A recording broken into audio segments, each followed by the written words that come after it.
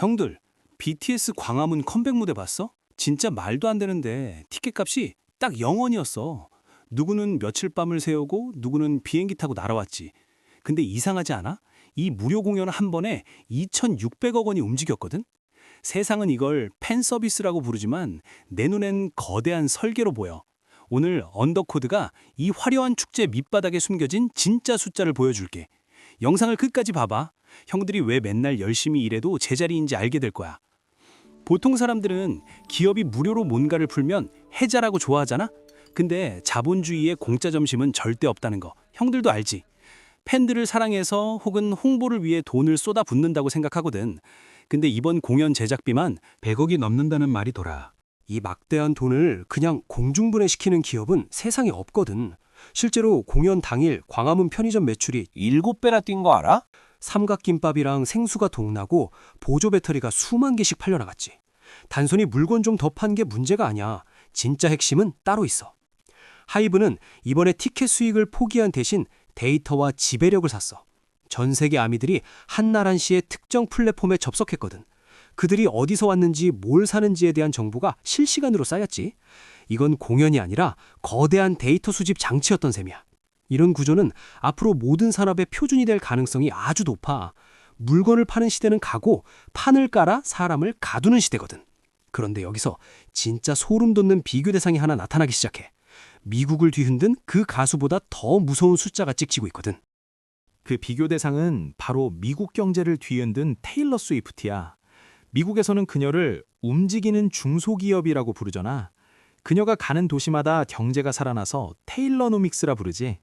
근데 이번 광화문 공연을 본 외신들 반응이 진짜 심상치 않아.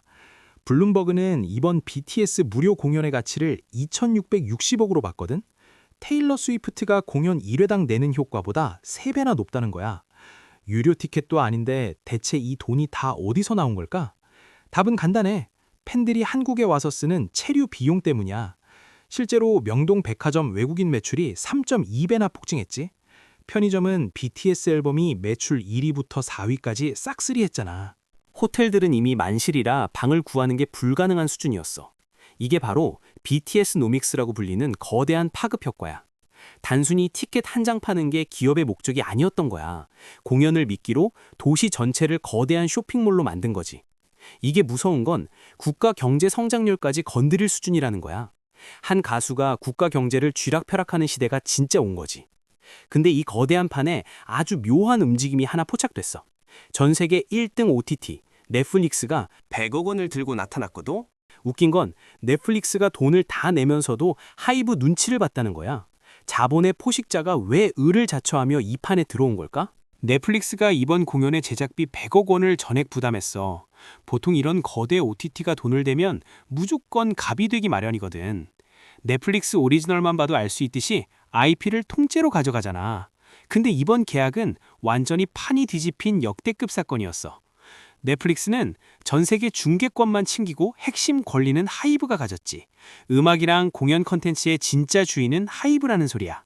이게 왜 대단하냐면 넷플릭스가 송출 플랫폼으로 전락했다는 거야.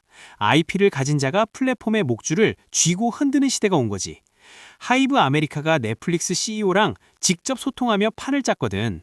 글로벌 1위 플랫폼조차 BTS라는 IP 없이는 버틸 수 없었던 거야. 과거에는 TV나 유튜브 같은 플랫폼이 절대적인 왕이었잖아. 지금은 대체 불가능한 콘텐츠를 가진 사람이 진짜 왕이야. 이 구조가 무서운 건 앞으로 모든 권력이 한쪽으로 쏠린다는 거야. 독점적인 IP를 가진 소수가 전 세계 자본을 빨아들이기 시작했거든. 근데 형들, 여기서 우리가 진짜 주목해야 할 건 따로 있어. 이 화려한 축제가 끝난 뒤 우리 같은 평범한 사람들은 어찌 될까? 단순히 공연 보고 즐거워할 때 세상의 분은 급격히 재편되고 있거든. 이 구조를 모르면 우린 평생 남의 잔치에 돈만 되는 호구가 될 거야. 과연 이 거대한 자본의 소용돌이 속에서 살아남을 방법이 있긴 할까? 형들, 이제부터가 진짜 클라이맥스야. 정신 바짝 차려야 해. 지금 우리가 마주한 건 단순한 아이돌 컴백이 아니거든. 주의력 자본주의라는 거대한 블랙홀이 우리 눈앞에 열린 거야.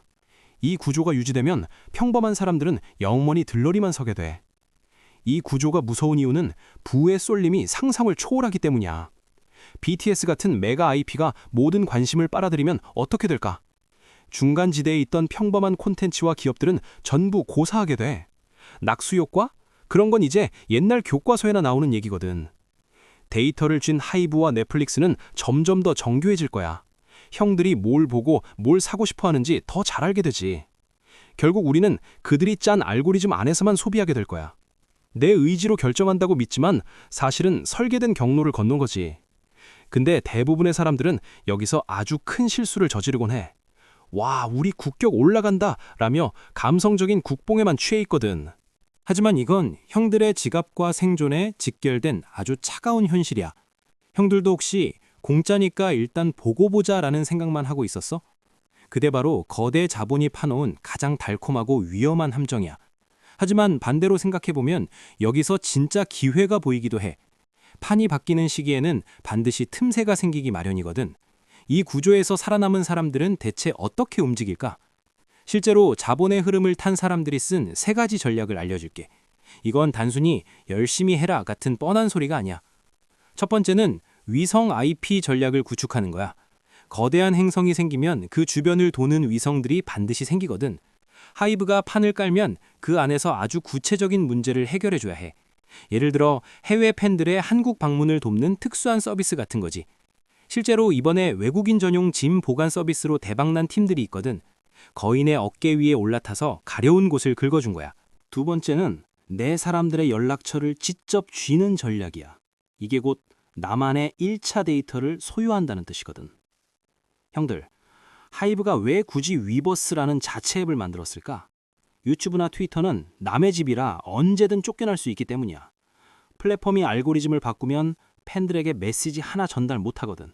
그래서 플랫폼 밖에서도 연락 가능한 수단을 만들어. 실제로 플랫폼에 의존하지 않고 메일링 리스트나 단톡방을 판 사람들, 이들이 알고리즘의 변독 속에서도 끝까지 살아서 돈을 벌었거든.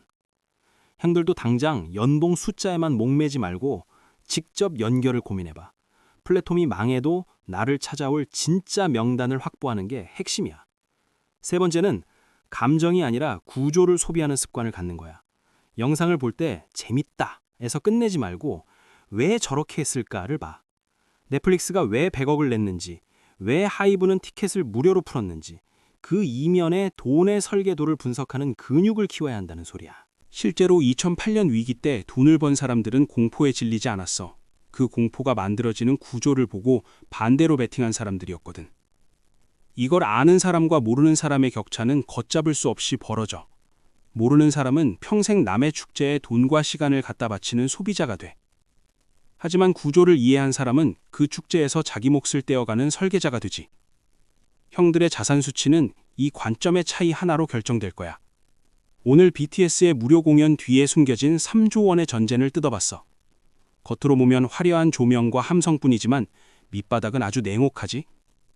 형들, 이제 마지막으로 하나만 물어볼게. 형들은 지금 이 거대한 판 위에서 즐기고 있는 거야? 아니면 이용당하는 거야?